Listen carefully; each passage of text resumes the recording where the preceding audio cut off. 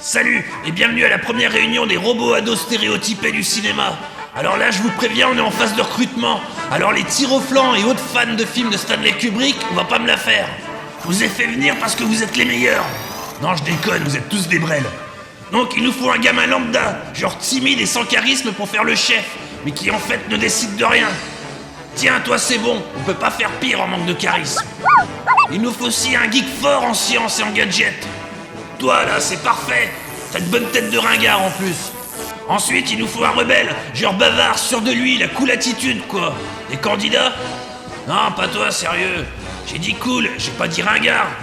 Attends, je t'ai reconnu Goldorak. Puis tu seras mieux en bon beauf de la bande. Genre l'élément comique sans cerveau. Ah si, je t'assure, t'es parfait pour le rôle. Bon, pour le gamin cool, alors on prend qui? Bon, on prendra moi, hein, ce sera parfait. Hein. Non, vous trouvez pas, et en plus j'ai une veste en cuir quelque part. Allez hop, c'est parfait, emballé, c'est pesé. Il nous faut aussi un grassouillet. Qui est candidat? Personne? Allez, toi, ce sera toi là. Ah, on peut pas se passer d'un grassouillet empoté et maladroit, c'est la règle. Il y en a un dans tous les films. Bon, maintenant que l'équipe est faite, voici la mission. Vous allez devoir exploser une météorite qui va frapper la Terre d'ici peu. Et il y a peu de chances que vous vous en sortiez. Mais vous inquiétez pas, je superviserai tout du bas depuis la base. Alors vous avez compris? Ah bah vous êtes partis où? Bon bah mission annulée. C'était bien chiant cette réunion quand même.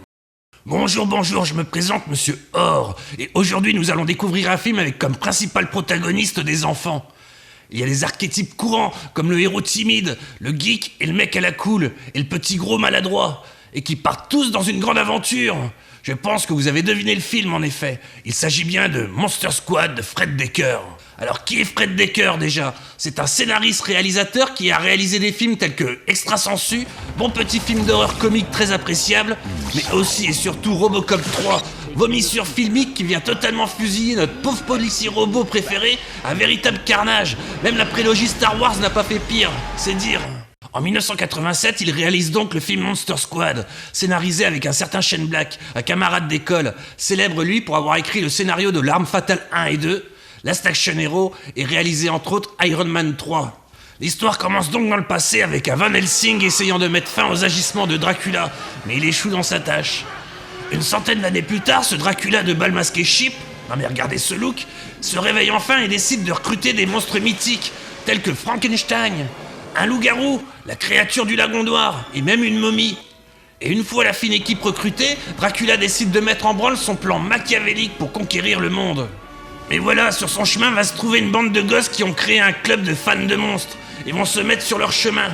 On a la bande de gosses typique des films des années 80, le gosse geek limite autiste. C'est le monster test, c'est important, tu sais. Le jeune qui se la joue cool. Oh, les mecs, grassouilles à louffer, oh non, tu crains, là. Le rebelle à bicyclette qui fume des clopes. Ouais, dans les années 80, aucun souci pour montrer un gosse qui fume. Et bien sûr, l'incontournable petit gros empoté. Écoutez, si je suis aussi gras, c'est que j'ai des problèmes glandulaires. Déjà, si vous aimez la vraisemblance, les récits pleins de réalisme, je vous conseille de pas regarder le film, car vous allez vous en arracher les cheveux. Déjà, le gamin héros du film reçoit en cadeau de sa mère un bouquin trouvé chez Emmaüs, écrit par Van Helsing lui-même. Je veux dire, il y a un livre unique au monde écrit par un célèbre chasseur de vampires et il tombe dans les mains d'un gosse qui regarde des films qui n'existent pas.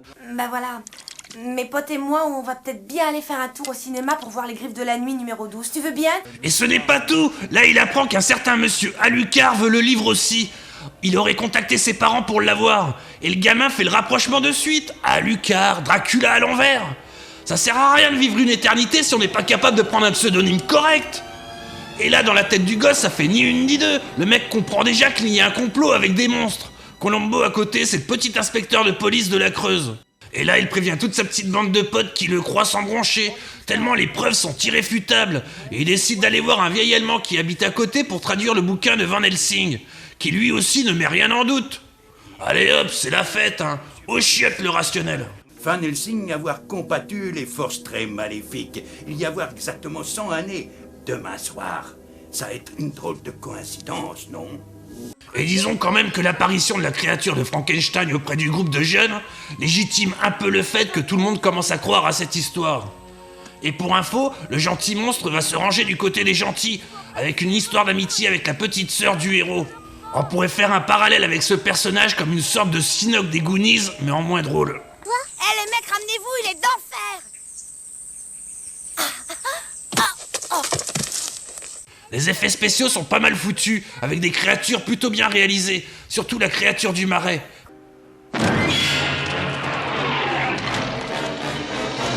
Peut-être un bémol pour le loup-garou, mais ça c'est qu'une question de goût.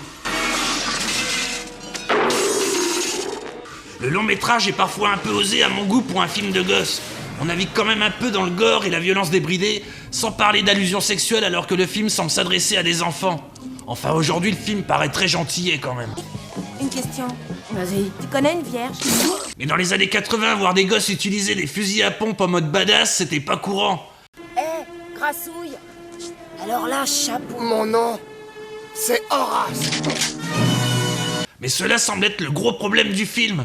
Un niveau en effet horrifique plutôt élevé pour des enfants, et un côté enfantin un peu rebutant pour le public adulte et adolescent. Mais en y réfléchissant bien, le film vise plutôt juste si on considère qu'il s'adresse à des gosses fans de films d'horreur. Mais là encore, les monstres mythiques du cinéma choisi pour le film ne touchaient pas forcément ce type de public malheureusement, dans les années 80 où les monstres mythiques du film étaient considérés comme has-been total par le jeune public, qui préférait les Freddy, les Jason ou autres zombies, et ça n'effrayait plus vraiment personne, ce qui explique sûrement son semi-échec lors de sa sortie en salle. Dommage aussi que l'humour du film ne fasse pas mouche aussi souvent qu'il ne le devrait. L'horrible, le vilain gros monstre. C'est peut-être là que le bas blesse et empêche le film de devenir vraiment culte. Sinon parlons de la mise en scène. Eh bien elle est plutôt banale mais opérationnelle. Rien de transcendant à ce niveau-là. Les gamins du film manquent un peu de charisme. Enfin on n'est pas au niveau de ceux des Goonies. Donc avec tout ça je pourrais dire que le film est pas terrible. Mais en fait, il est cool. Même s'il a de nombreux défauts et un ton assez bizarre, ce film respire les années 80. On dirait une pub sur les années 80, le film est cool. Avec des gosses badass, du sang, des méchants bien méchants, des effets spéciaux réussis. Et le film est rythmé et on s'ennuie pas du tout pendant le visionnage. On peut même lui reprocher d'être trop rythmé et de pas installer de manière cohérente l'intrigue. Mais après tout on s'en fout, c'est pas le but du film. Alors d'accord, c'est du sous-Goonies, mais c'est du sous-Goonies cool. Alors si vous avez jamais vu ce film, allez le voir, c'est du concentré d'années 80 dans 1h30. Donne-moi cette amulette, sale peste. Et la musique de fin, un bon rap bien ringard, ça finit en apothéose.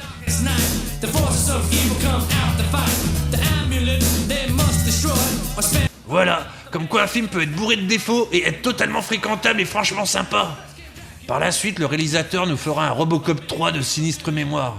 Et le scénariste Shane Black aura une jolie carrière en tant que scénariste.